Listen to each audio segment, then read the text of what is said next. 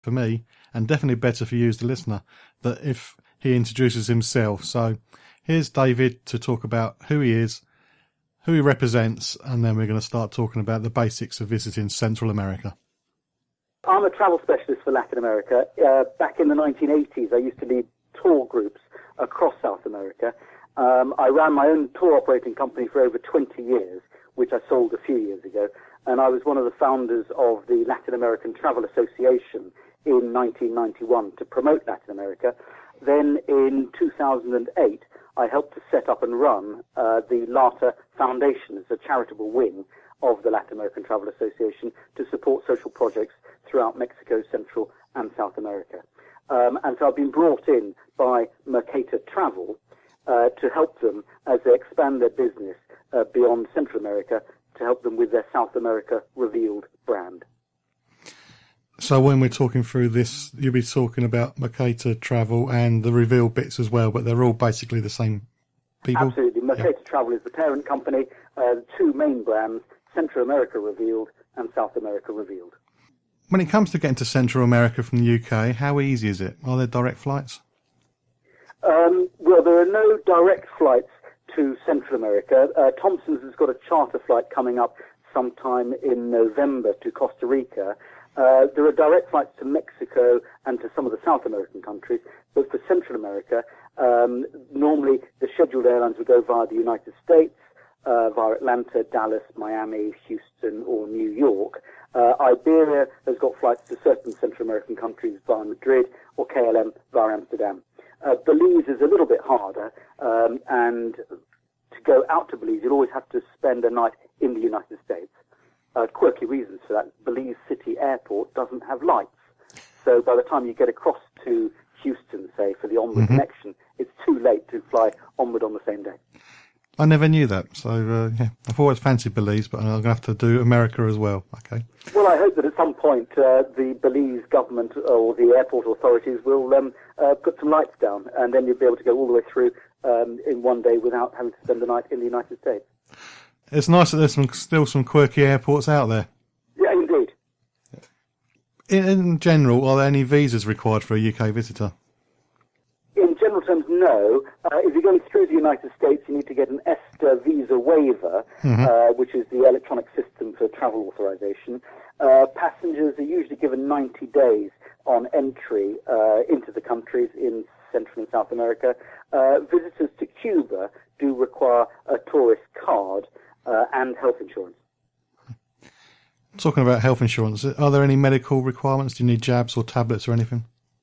Well, we always advise passengers to make sure their inoculations are up to date, but on the whole, nothing is compulsory. Just occasionally, there might be outbreaks of yellow fever in the jungle, for example, in Peru. But if passengers have recently been to a country where yellow fever is endemic, they might be required to show proof of vaccination. So, for example, you're going up into Panama from, say, some countries in Africa where there might be yellow fever, then it will be compulsory, or they'll be required to show proof of vaccination. Malaria is an issue in South America. Depending on where they're going in the jungle and so on, then they may need malaria tablets, and certain areas of Central America, they might require malaria tablets. I had a yellow fever jab once and I fainted. I don't know whether it was the jab or the fact I had 2 or 3 before it, and it was the combination of all those needles. But, a little bit unlucky. To be honest, the way that vaccinations are changing, polio, for example, which is just a drop on your tongue, that now covers you for about 20 years. Yellow fever, I think, is normally 10 years that it covers you for, but we always advise passengers to check with their doctors or medical advisors. Yeah, so mine's out of date. I do need to get it done, but I'm a little bit nervous. But I'll have to do it before I go travelling again. Always a good idea to keep the inoculations up to date, yeah. As a general question for the region, South America region, is it safe to visit or is it a little bit dangerous? Well, for Central America and indeed for South America, your listeners with long memories may well regard the area as being ripe for coups, counter-coups, cocaine, civil war and mayhem. Indeed, in the 1980s and the 1990s in Central America, there were a lot of local and civil wars and difficulties in Central America. the United States even invaded Panama under General Noriega, you might recall. Today, though, that's not really so much of a problem. The drugs wars are a continuing issue in Mexico, but on the whole, for visitors to Mexico, Central and indeed South America, most of them don't experience any trouble at all. But yes, you have to take the usual precautions. One area at the moment that is of some concern is Tegucigalpa in Honduras, which is known as the murder capital of the world, sadly. And that's a place that we're currently avoiding. Good morning, sir. Hi, I'm checking in for my flight. Lovely. Business or pleasure? Holiday. And where will you be staying? With my parents, they live over there. Lovely. Travel insurance? Oh, no thanks. Have you got travel insurance? No. Checked to see if you need any vaccinations? No. Checked out the local laws? No, look. Why do I need to know all this? I'm just staying with my parents. Is either of your parents A local lawyer, or the chief of police, B, fabulously wealthy, C, the owner of a private plane with its own fully trained medical staff, or D, none of the above? D? Lovely. Are you a superhero and in fact immortal? Things can go wrong on holiday abroad, even if you're staying with family. So check it out before you check in. Find out more at gov.uk/know-before-you-go. You can keep up to date with travel news and leave me a message at facebook.com/John Guinn Travel Show. This week my guest is David Gilmore. We're talking about visiting Central and South America. We've done very little on it so far, just the visas and medical requirements. And now we're going to talk more about what countries make up Central America. Well, Mexico rather likes to think of itself as being part of North America, along with the United States and Canada. They're part of the North America Free Trade Unit. The 7 countries that make up Central America are not in any particular order: Belize, Guatemala, Honduras, El Salvador, Nicaragua, Costa Rica, and Panama. Out of those few, which would be the best destination for somebody interested in wildlife? Wildlife. Well, Costa Rica is home to an abundance of fantastic wildlife, with fantastic rainforests, amazing bird watching, sloths, howler monkeys, iguanas, giant butterflies, and rare frogs. Otherwise, for wildlife, really, the Galapagos Islands are particularly important, where you have wildlife literally at your fingertips, and Antarctica. Yep, I fancy Antarctica, but because I like cold, I don't like the heat, so I have to put that on my list as well. Well, there you go. Fantastic place. The best time is December to February, although there are trips that run from about October to April, May. Yeah, it's definitely going to be on my list. I've got such a long list from doing all these interviews. I haven't got the time to do it. But if my numbers come up, I'll be ticking off that list like no one's business. When it comes it's a difficult business to be in when you're talking travel all day long and all year round. Rather spoiled for choice, really. Yeah, I used to be a travel agent. I used to get so jealous of where I was sending people, and it was just terrible. Well, absolutely. Well, you know all about it. Yeah. There's a lot of history in the region. Which country would be the best one for somebody who's interested in looking in ancient history? Well, for ancient history, there are several pre-Columbian civilizations which thrived in Mexico, including the Aztecs and the Mayas, which your listeners probably know about. And then there are some, such as the Zapotecs, the Toltecs, the Olmecs, which they might not know about quite so much. The Maya civilization extended into modern-day Central America. There's a place called Hoya de Seren in El Salvador, which is regarded as the Pompeii of the Americas. The Copan Pyramid in Honduras is particularly important, with a brilliant museum attached. In Belize, they've got a place called Caracol, and the Tikal ruins in Guatemala are also quite significant and sophisticated of the later Maya period. In South America, there are a number of pre-Columbian and indeed pre-Incan civilizations, and they've clearly left their mark in buildings and artifacts and art. So plenty of ancient history. When it comes to Panama, is it just the canal, or is there more to the country than that?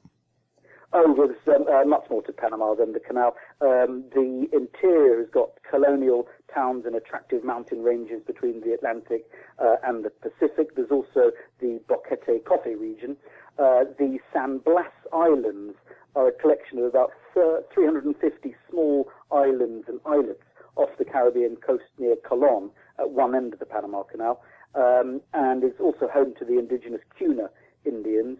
The Bocas del Toro archipelago, which is on the northeastern Caribbean, is fantastic for swimming and snorkeling and diving. That said, the Panama Canal really is worth a visit. It's actually a water bridge, lifting the boats up from sea level at one set of locks, through an artificial lake which was created in the construction of the canal, and then down through locks at the other end. Quite an amazing feat of engineering. Many of our passengers will visit the locks one day and then take the train from Colón back to Panama City, and then they'll do a transit of the canal another day. Those locks must be huge. The maximum width, it's called Panamax, is the maximum width that you can see the boats going through. It's an extraordinary sight, literally inches on either side as they go through the Miraflores or the Gatun locks. Quite amazing. I can't even parallel park, so there's no way I could take a ship through there. Some people just want to do fly and flop holidays, so which would be the best destination for the beaches? Well, you are really sort of spoiled for choice in Mexico, Central and South America. Just to name a few places, then the Riviera Maya, which is going south from Cancun in Mexico. There are direct flights to Cancun, and then from Cancun going south down to Playa del Carmen, down towards Acumal, is a fantastic coastline there. The Corn Islands of Nicaragua, we just mentioned San Blas and Bocas del Toro in Panama. Otherwise, the Guanacaste coast of Costa Rica is very attractive. The Bay Islands of Honduras, or perhaps just off the coast of Venezuela, there are a number of islands called Los Roques. I'm glad you're doing all the pronunciations because I wouldn't stand a chance. I really struggle, so that's great. Years of practice, John. Yeah. Checking it out before you check in on the John Guinn Travel Show on ukhealthradio.com.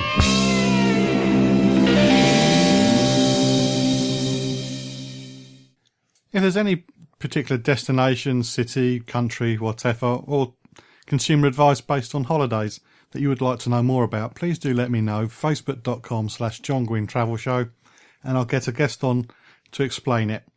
Or there. But you know what I mean. This week my guest is David Gilmore. We're talking Central and South America. We've done the basics of Central America right at the very beginning and starting to investigate the countries in more depth.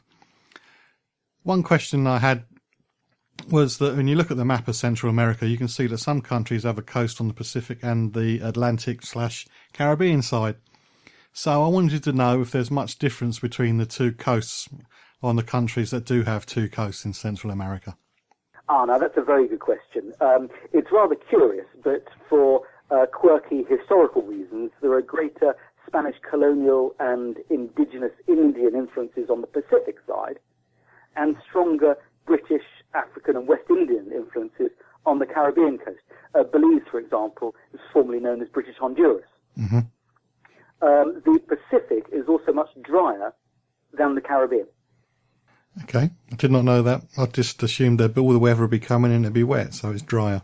Yeah. Well, you are in the tropics, and depending on the time of the year, there may be hurricanes. Hurricane season in the Caribbean is June to September, October. And occasionally the Yucatan Peninsula of Mexico, Belize, Guatemala, Honduras occasionally get hit by hurricanes there. But for the dry season, which is really from November, December through till March, April, the Caribbean side is much drier than the rest of the year. But the Pacific coast is beyond the hurricane belt and is much drier generally. What tours do you offer in this region? Mercador Travel is the parent company of Central and South America Revealed, and so mainly we're doing tailor-made and small group tours. For Central America, we like to think of it as the 3 R's and the ABC of travel. The 3 R's being reefs, ruins and rainforests, and ABC, adventure, beach and culture. And a lot of tours will either be single country or combinations. For example, a combination of Guatemala with Belize. Start off in Antigua, which has got colonial history, and as you